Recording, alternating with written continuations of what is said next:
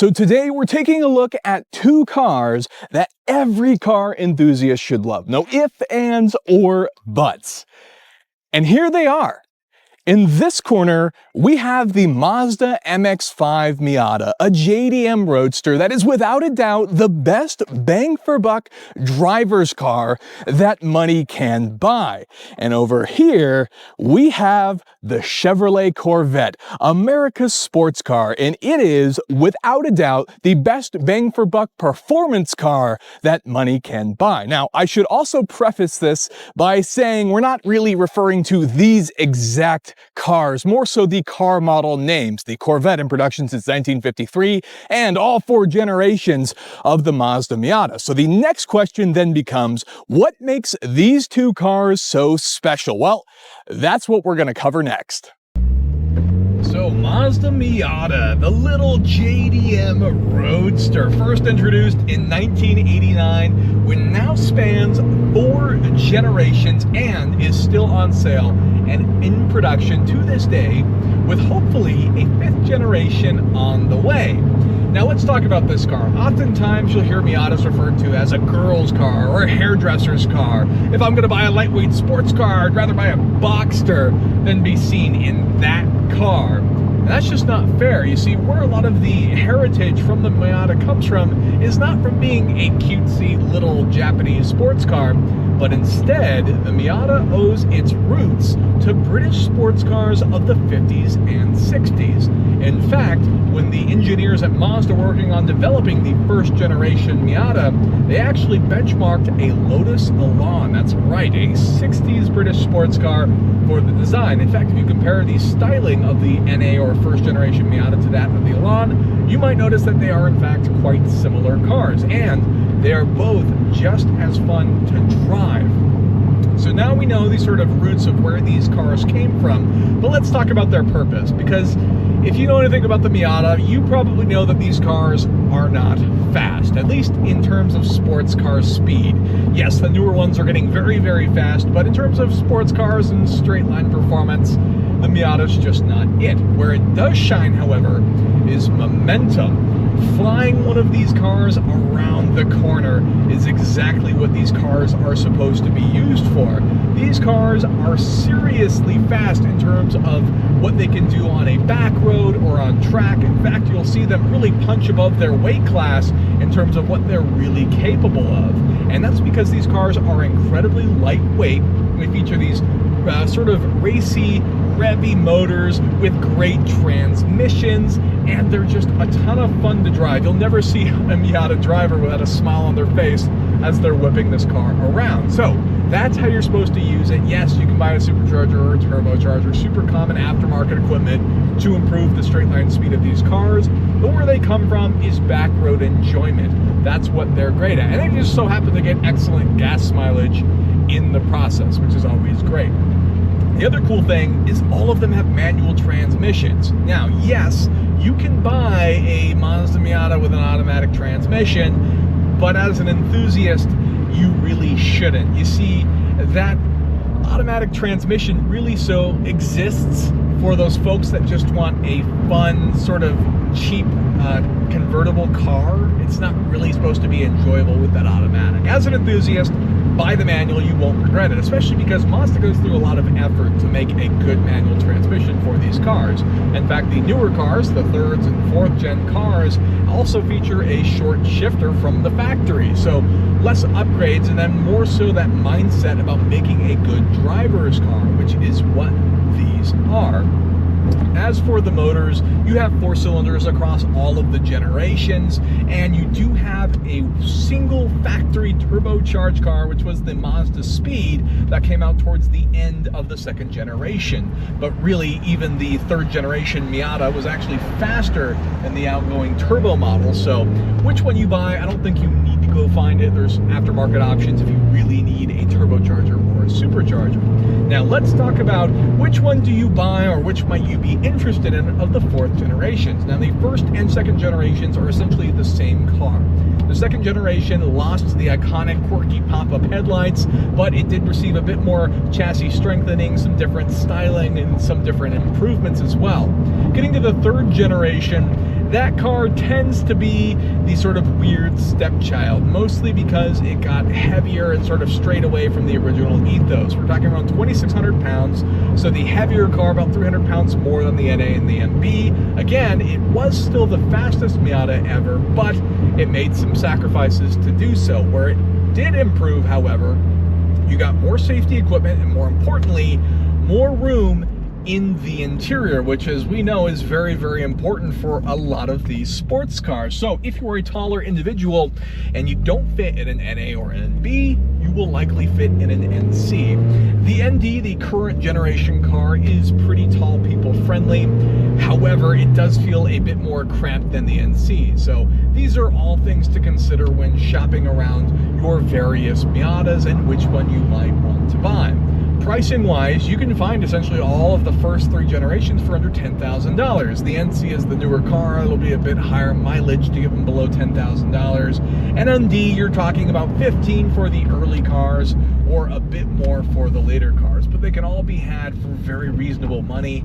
And as far as the driving experience goes, the other thing is they're not just good for the money, they're good driving experiences, period. I mean, if you hop into a Miata, you won't be disappointed, and for the money, it is by far the best driver's car, the most fun you can have behind the wheel for the money. So next, let's talk Corvettes. Introduced in 1953 and produced every year since, not including 1983. There was a prototype, but we don't really talk about that.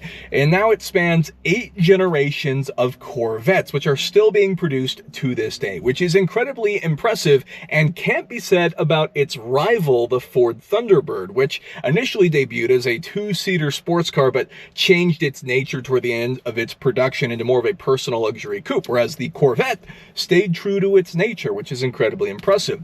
The other cool thing about Corvettes is they came with V8s. Now, of course, that excludes the very first early cars, which were equipped with the famous Blue Flame Straight 6. Now, all of these later cars happen to feature V8s, and every car since then features a V8.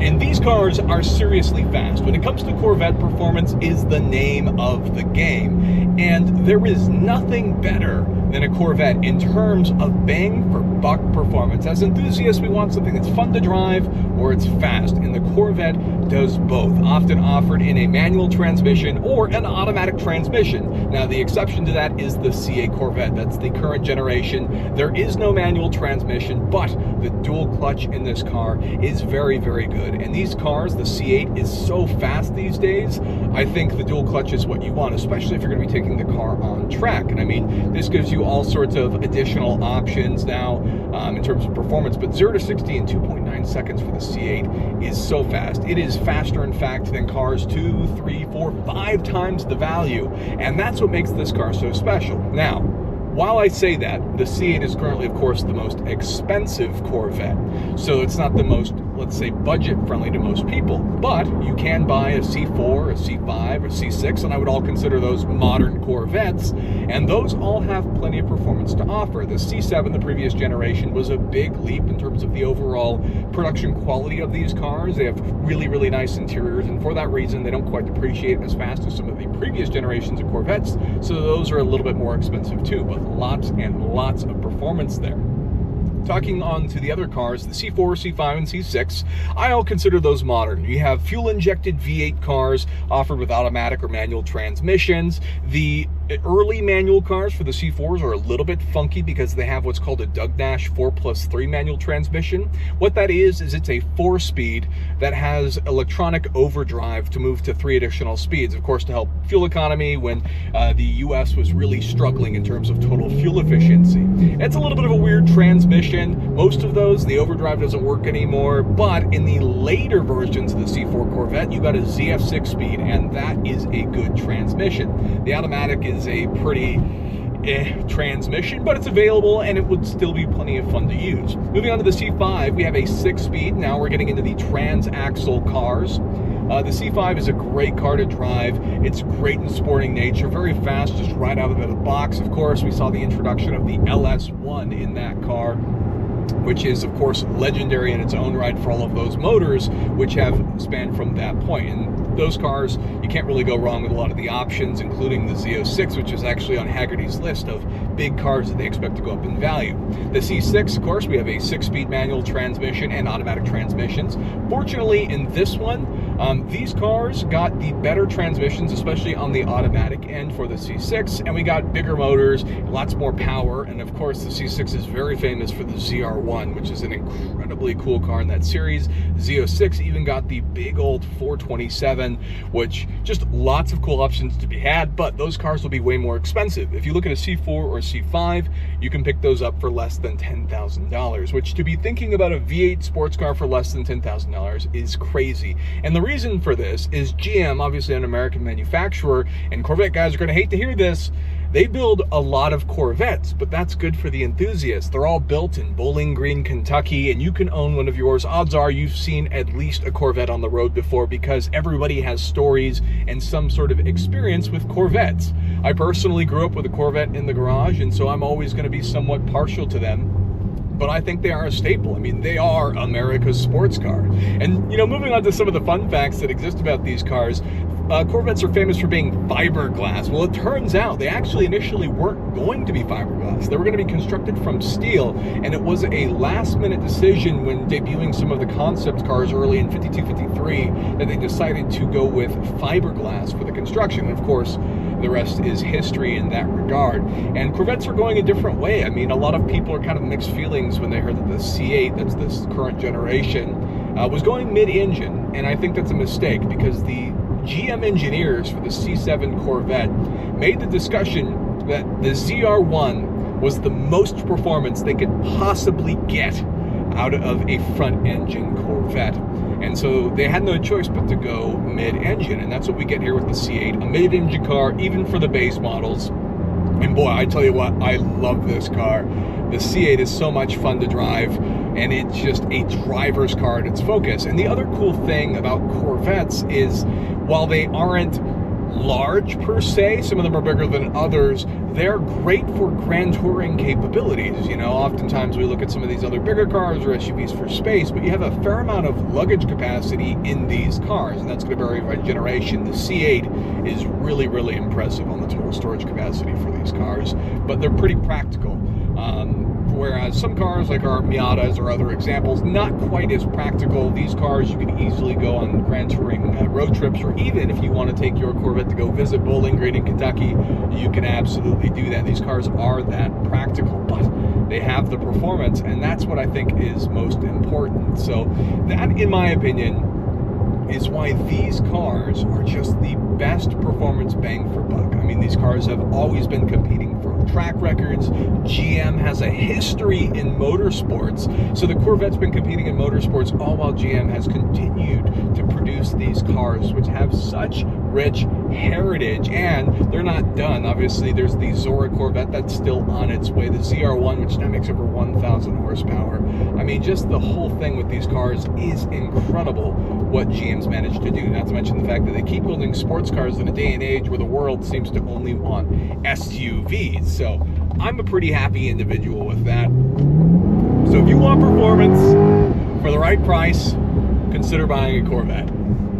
So there you have it. That is a quick look at what I feel are two cars every car enthusiast should love. Because, I mean, these two cars are incredible. And that's not even referring to these specific cars, this 2025 C8 and this NC Mazda MX-5 Miata. I mean, these cars are both great in their own rights, and I personally think they would make for an excellent two-car garage. If you want a Mazda Miata, obviously a bit compact, maybe not the most practical for daily driving, should only be purchased with the 6-speed manual transmission, as the automatic might find the car a little bit boring.